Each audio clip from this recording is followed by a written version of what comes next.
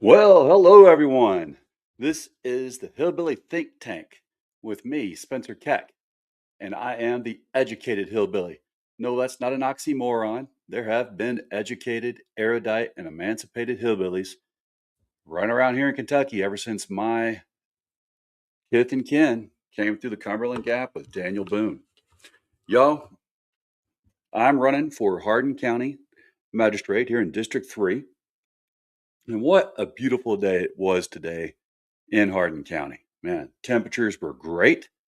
You only had the low 70s there towards the end of the day.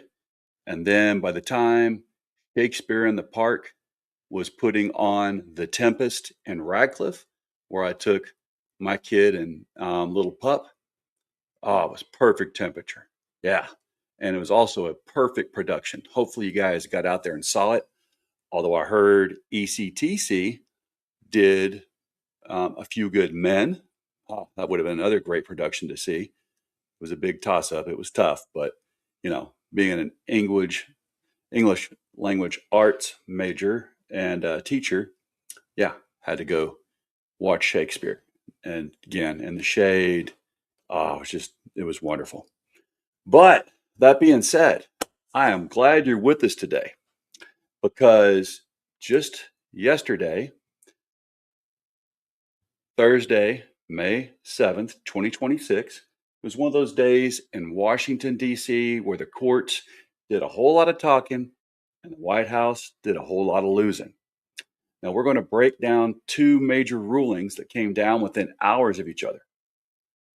And then we're going to bring it home literally and talk about what all this means right here in Hardin County, Kentucky. So grab your coffee or whatever else your beverage is, and let's get into it. So, first story, tariffs. You probably heard a lot about tariffs, over the past year and a half. Prices going up, importers scrambling, our local businesses, and, one of my favorites, the bourbon industry.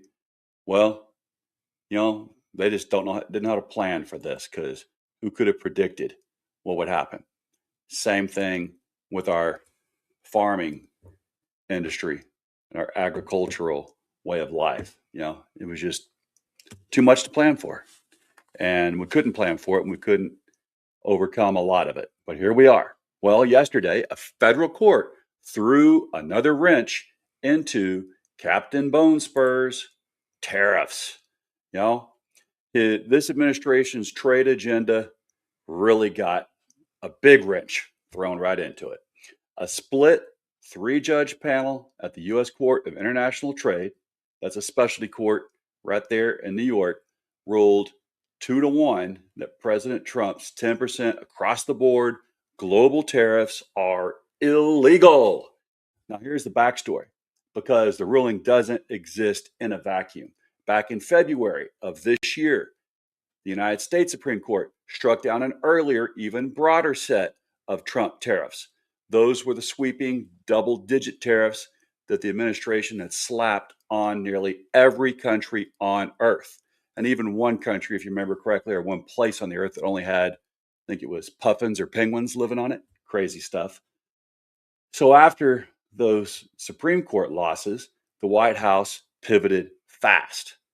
On the same day that the Supreme Court ruled, they turned to a different legal authority, a provision called Section 122 of the Trade Act of 1974, and imposed a new 10% surcharge on goods coming in from all around the world. Now, that tariff was set to expire on July 24th. Now, the lawsuit challenging those new tariffs was brought by small businesses that have been, truly bent over the barrel, and not just the bourbon barrel. Specifically, a spice company called Burlap and Barrel and a toy company called Basic Fun, along with the state of Washington. They argued that the president had overstepped the authority that Congress gave him. And the Supreme Court had already made a decision. And so there we go. We don't have a king. We're not supposed to have a king. The Supreme Court understands this a little bit, even though they gave him some powers that only a king should have. But we also know yesterday the court agreed that these companies and the state of Washington were correct. The majority wrote that the tariffs are, quote, invalid and unauthorized by law. Jay Foreman told reporters, "We fought back today and we won, and we're extremely excited." That was the CEO of that toy company. Now, the court's logic was very important. The legal provision the administration used, Section 122, that allows the president to impose temporary tariffs to address a large and serious balance of payments deficit. But the judges said that if the president gets to define what counts as a balance of payments deficit, well, he could always find one. That, the court said, would essentially hand the president unlimited power that belongs to Congress and only Congress, not the executive branch. Remember that crazy thing in the Constitution? We're supposed to have a separation of the three powers. So, now this is important. The ruling right now only applies directly to the three plaintiffs in the case. Most importers will still keep paying these tariffs while the administration appeals. Legal experts say the administration will almost certainly seek a stay from the Federal Circuit Court of Appeals, and this could eventually wind its way back up to the Supreme Court. So don't expect prices to drop tomorrow. Don't hold your breath for that one. But the message from the court is becoming pretty clear. You can't keep terrifying, or I should say, to me, it's terrifying. You can't keep tariffing your way around Congress, even though that's what he's doing. It's been terrifying our economy, and these tariffs got to go. The courts seem to be pretty settled on this. Hopefully it stands. Now, second story. DOGE and the humanities grants. On the same day, another federal court in New York handed Captain Bone Spurs and his administration a separate, significant legal defeat. This one involving Elon Musk's Department of Government Efficiency, known as DOGE. The U.S. District Judge Colleen McMahon in Manhattan ruled that the Trump administration's mass cancellation of more than $100 million in grants from the National Endowment for the Humanities, the NEH, was unconstitutional. She didn't mince words. She permanently barred the administration from terminating those grants. Here's the background. Back in April of 2025, DOGE terminated more than 1,400 grants that had been awarded to scholars, great writers, research organizations, universities, state councils, and other groups. The largest mass termination of previously awarded grants in the history of the NEH. Many of those grants have been awarded under the Biden administration. The lawsuit was brought by a group including the Authors Guild, the American Council of Learned Societies, the American Historical Association, and the Modern Language Association. They argued it was unlawful, and the judges agreed on pretty much every single count of this argument. So Judge McMahon, he's found out, hey, the government violated the First Amendment and equal protection component of the Fifth Amendment. She called it basically, in her words, or exactly in her words, textbook example of unconstitutional viewpoint discrimination when officials canceled grants based on perceived, and this is again just perceived, diversity, equity, and inclusion, which we know this administration doesn't want anything equitable or inclusive unless it includes the billionaires only. So she also went after DOJ directly. Through depositions and discovery, the court learned that two DOJ operatives, Justin Fox and Nate Kavanaugh, you might remember those names, who came from tech backgrounds and were recruited through Elon Musk's allies, were the ones actually directing the grant cancellations. The NEH's acting chairman technically signed the letters, but the judge found that DOJ had no statutory authority to do what it did. She wrote plainly, DOJ, not the NEH chairpersons or anyone else at NEH, effectuated the terminations at issue here. The judge also criticized DOJ's use of artificial intelligence in nixing the funding, suggesting that these were not careful, individualized decisions, but a blunt, sweeping activation driven solely by ideology. And again, what is that ideology? That being equitable and inclusive and encouraging diversity are evil. So that ideology is not one that they were authorized to legislate at all.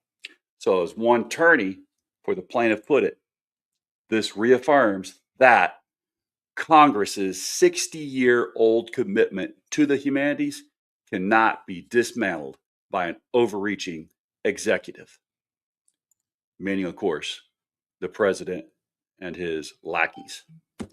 So it's not yet clear where the administration plans to appeal this to, but we know that they will. Now, next up, let's bring this home because that's what we care about, Hardin County. All of this legal action from the court has a very real local connection, and it involves something called BRIC, the Building Resilient Infrastructure and Communities Program. BRIC is a FEMA grant program originally created during President Trump's first administration back in 2020. It was designed to help communities like ours invest in disaster prevention before the storms hit, rather than just picking up the pieces after.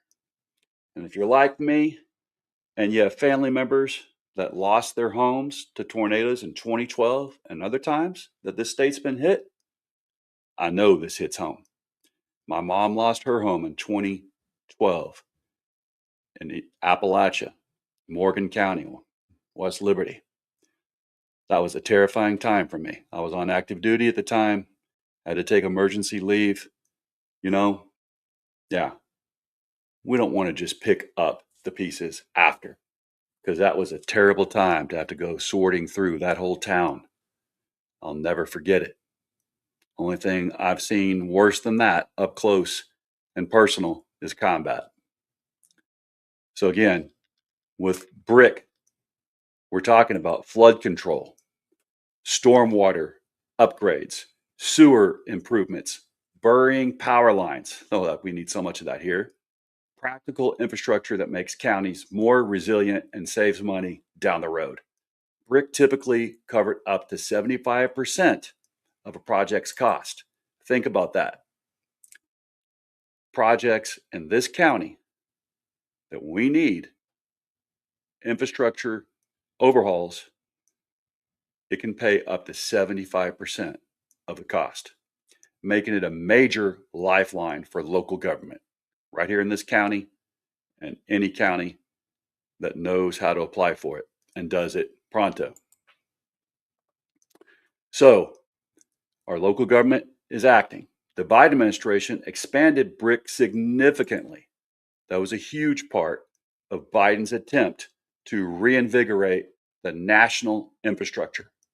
So, President Biden ultimately awarded more than $5 billion in grants through the program. Then in April of 2025, the Trump administration abruptly canceled BRIC entirely, freezing funds that had already been agreed upon, projects that had already been selected and approved. Counties across the country, including ours, and many other counties here in Kentucky, were left basically holding the bag. We were left hanging mid-project. States pushed back hard. A coalition of more than 20 attorney generals sued, and in December 2025, a federal court ruled that FEMA's termination of BRIC was unlawful. Think about that. That's a lot of help for counties like ours, rural counties. We really, really need infrastructure upgrades, but we don't want to tax and spend our citizens to the hilt in order to do them. We can't, but we need them. This is the way to get them. But this president decided he wanted to shut it all down, spend the money elsewhere, even though it had already been appropriated by Congress. So that the executive branch, now it's recognized by the courts, it had no authority to eliminate a program that Congress had explicitly created and funded. So the court called it a violation of the separation of powers and Congress's appropriations authority. The administration dragged its feet, as it always does. States had to go back to court again. Now, just think about that. This money was intended for counties like ours to improve our infrastructure. Then our state now twice has had to waste taxpayers' dollars to get the Trump administration to give out taxpayer money that had already been voted on by every single state in this United States. And it had been agreed upon that it would go to funding projects that we sorely need. And that, these projects had already been called for, and we already written our grants and put them in place. It was going to happen until, they shut it down. So, like I said, states had to go back to court again. And in March of 2026, a federal judge issued an enforcement order. And this time, FEMA complied. Now, the BRIC program was reinstated. FEMA has since released a combined fiscal year 2024-2025 notice of funding opportunity, reopening the grant process. Now, what does this mean for Hardin County Fiscal Court? Well, here's the bottom line.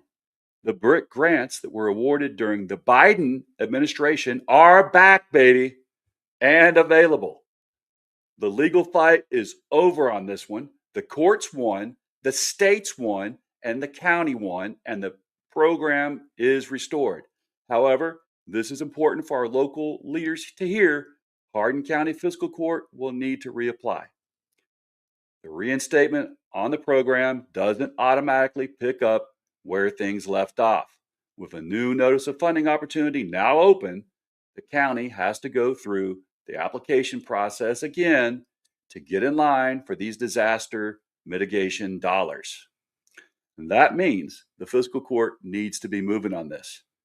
These are competitive grants. We're not the only county applying for it nationwide. There is money on the table for flood control, infrastructure upgrades, and community resilience projects that could make a real difference for our neighborhoods. But that's only if we apply. Now, if you're a county official, a community planner, or someone involved in local government, This is your call to action. This is my call to action as a candidate.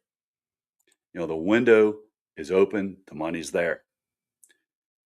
Don't let it go to someone else's county. We can't do that. Not with what this county has been going through with the troubles down in Glendale, because there's other things Glendale has been told that they need, and that is a fire department in order to get some other grants that the judge executive went behind the fiscal court and negotiated with the state for.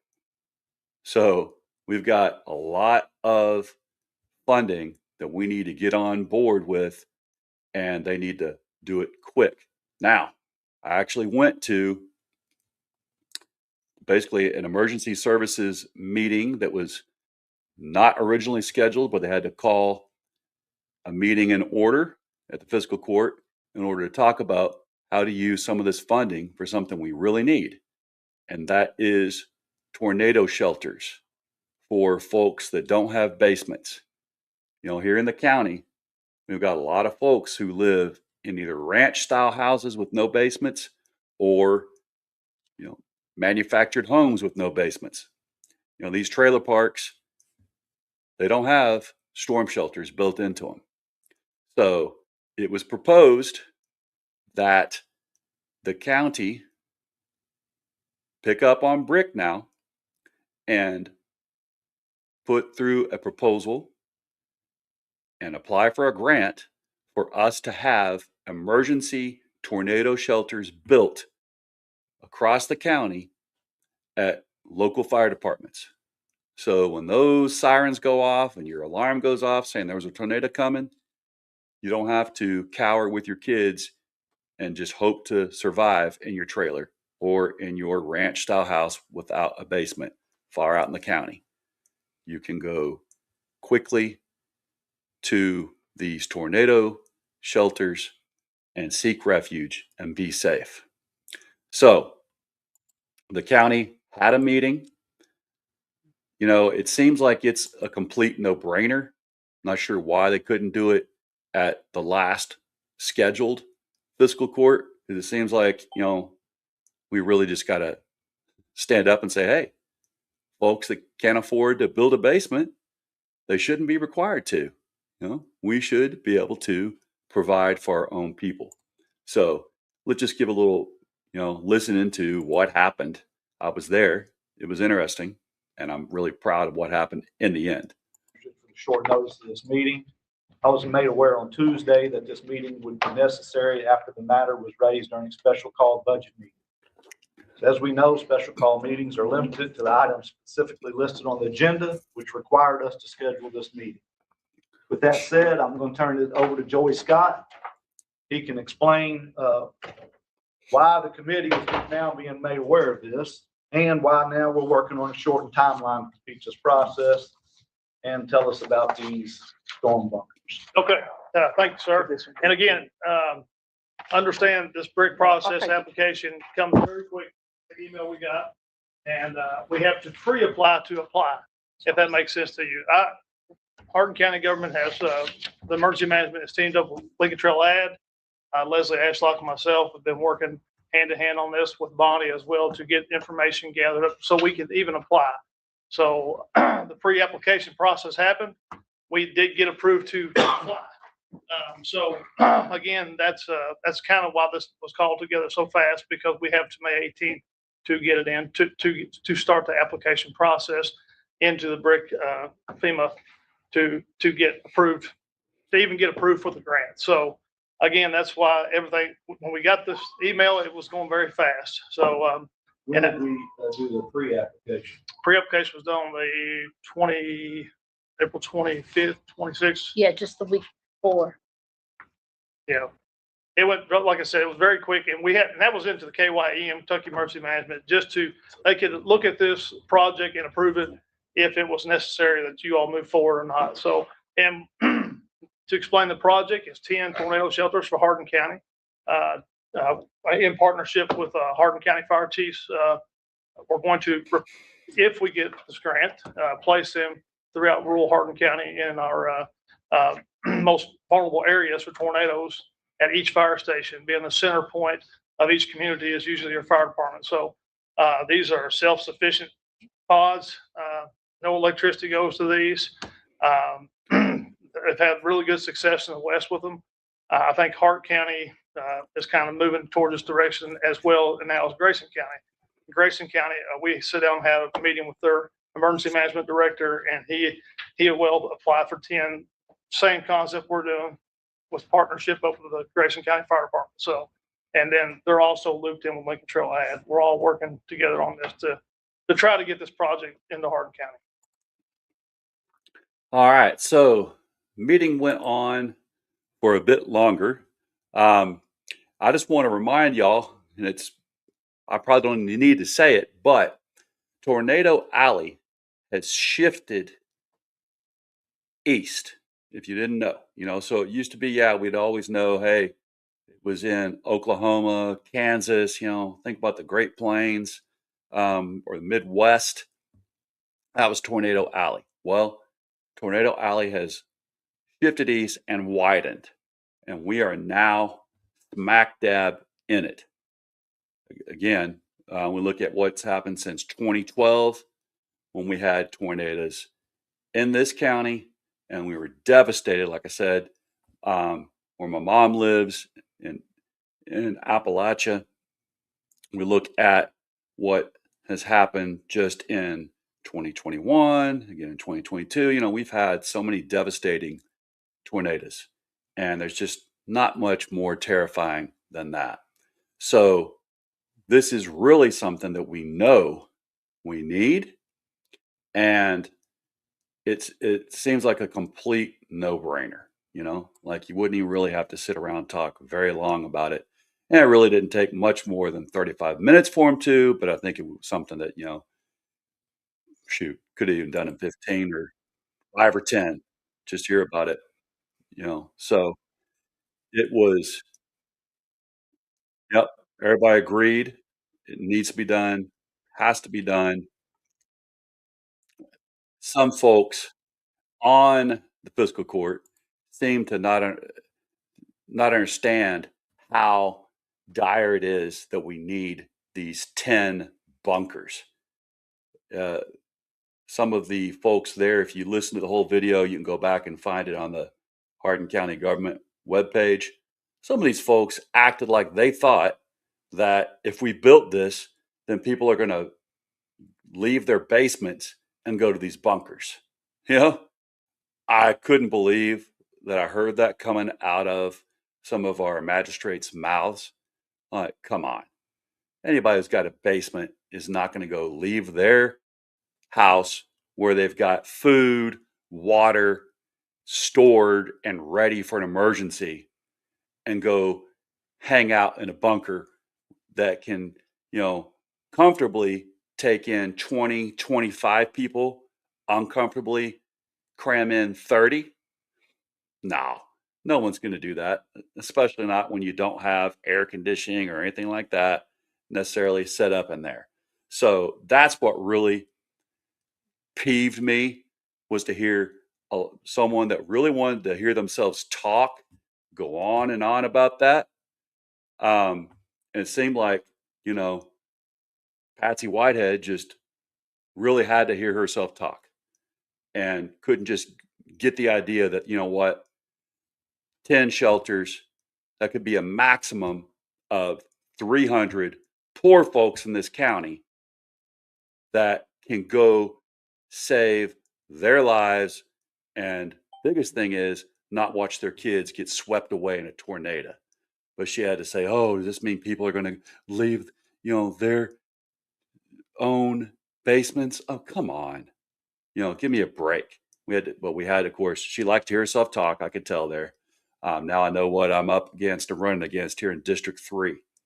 So, but thank goodness after she heard herself talk, everybody's like, no, then told her, no, people aren't going to leave their stash of food, their generator, and their water to go hang out with a place that has none of that pre-staged. So once they were able to convince her of that, then everybody's like, yeah, let's do this quickly, since it's, time is of the essence. So, I encourage you, go there and you can watch it on YouTube. I'm just playing what you can already see on YouTube.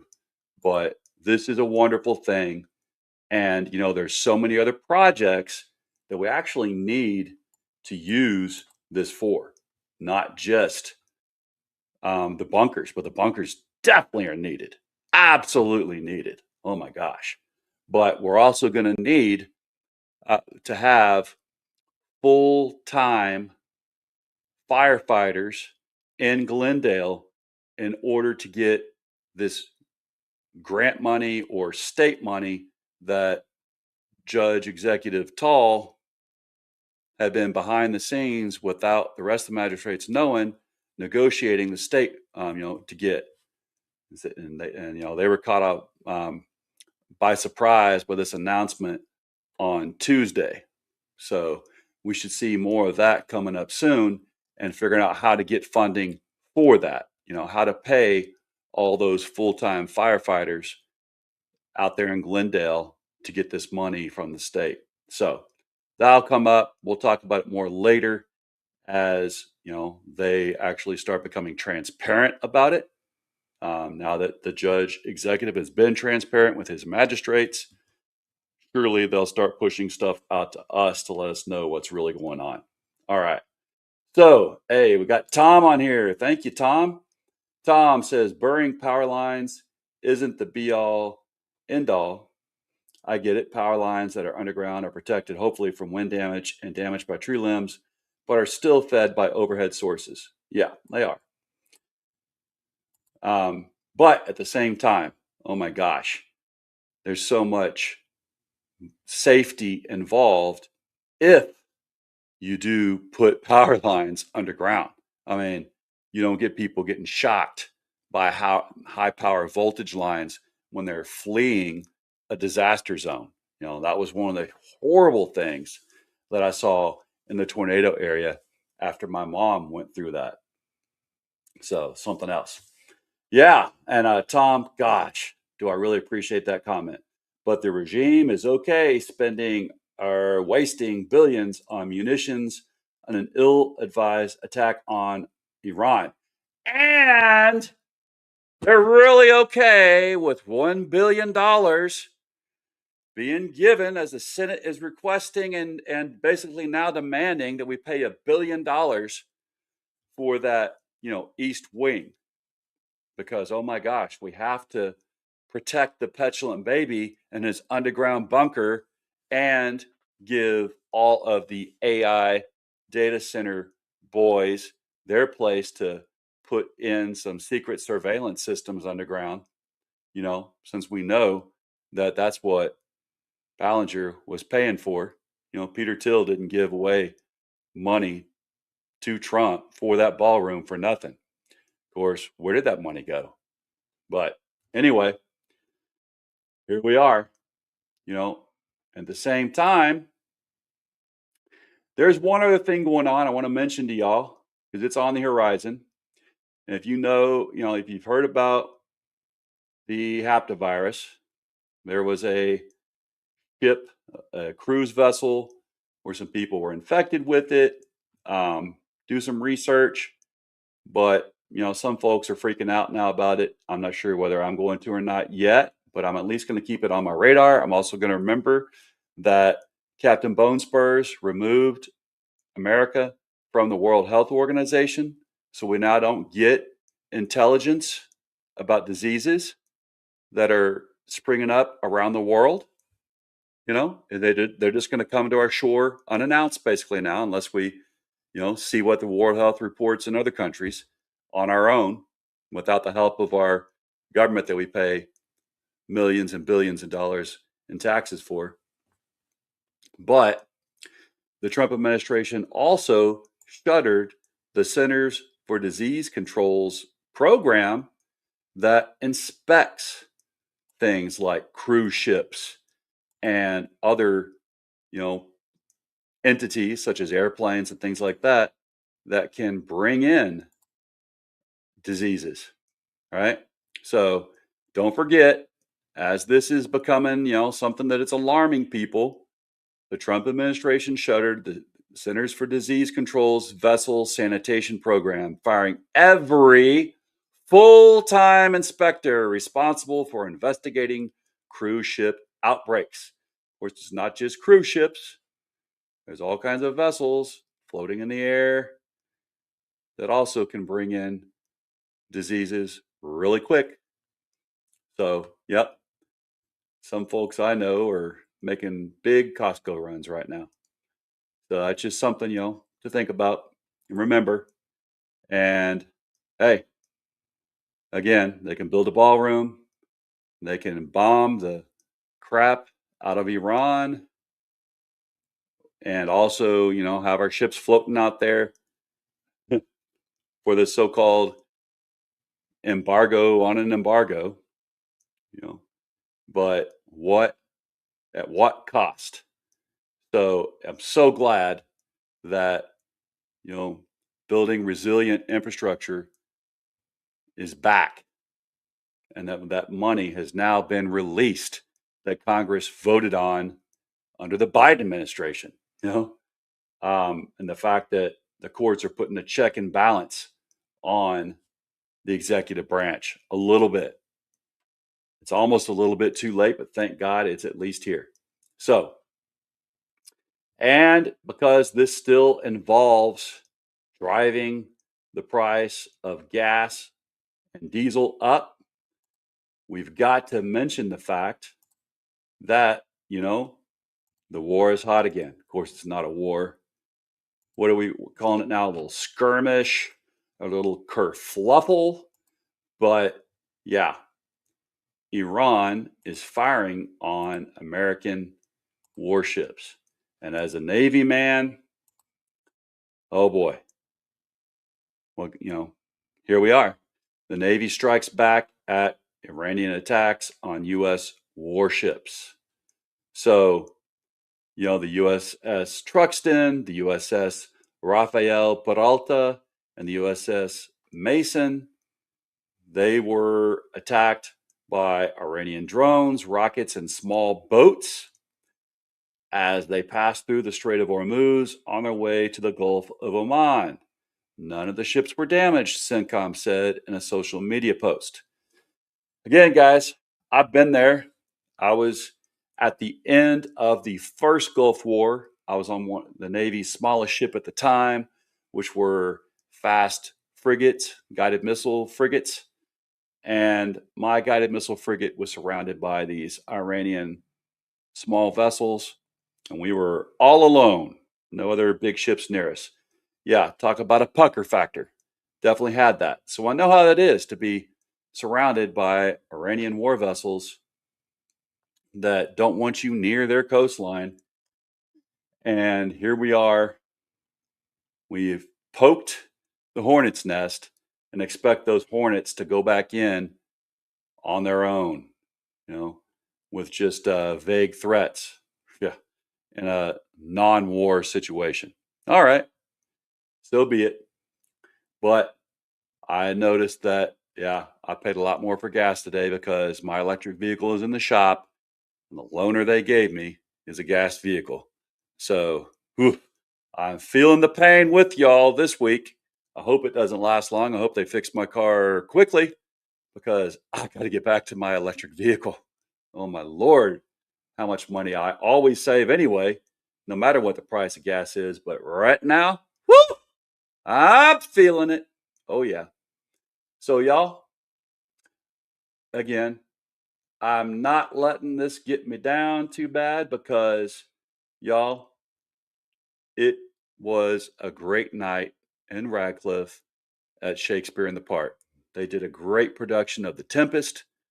I hear that they're coming to Elizabethtown, I believe what they said on the 22nd.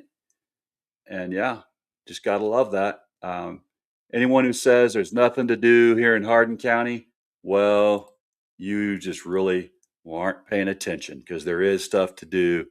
We've got a great place here. Like I said, I had to choose between two great plays, either seeing A Few Good Men at ECTC, and I heard years ago, because I love that movie. I mean, I think that was one of the greatest lines ever. You can't handle the truth.